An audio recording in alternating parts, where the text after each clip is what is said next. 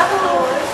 Co tady děláš? Ale odklonili mi tramvaj. Dneska je fakt den vůbec. Prostě tramvaj nejede. Vůbec nic nestíhá, fakt šílen. Máme to samé. Fakt Jo. to nevidím. Co to zvládneš? Dneska máme na 3 musí do školy. Jo. Dneska? No, Co s tím ne? Ale 45? ale tak nevím. Ale to bude zážitnější. Tak to snad mě letíme. Dobrý, jo.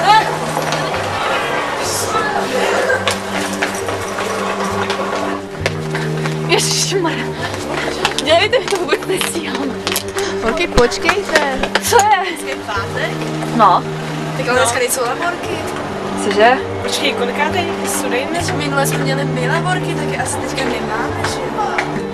Ježiš, já jsem mohla Přesně, no. Tak uděláme aspoň úkoly. že už je toho Ale jako divnýho chápete, že dneska nějak moc. všechny jako? 3 jsme si to spletli.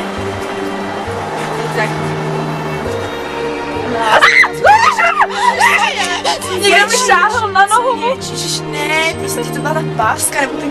Káťo, nikdo tam není, klid. Ježiš, podrž mi to prosím. Jo, Tak pojď, jdem na druhou stranu. jo.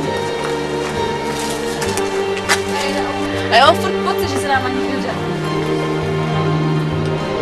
Nikdo tam není.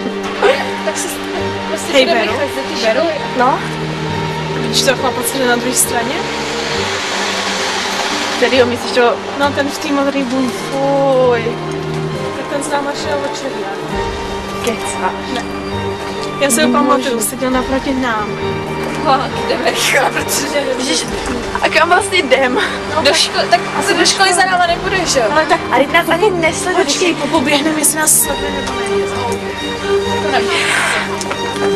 No, on běží taky. Ježišmarja. Já jdeme na druhou stranu. Proč? A teď tam... Já bych šel. Já jsem si to kameru, jo. Jo, v pohodě, běžíme.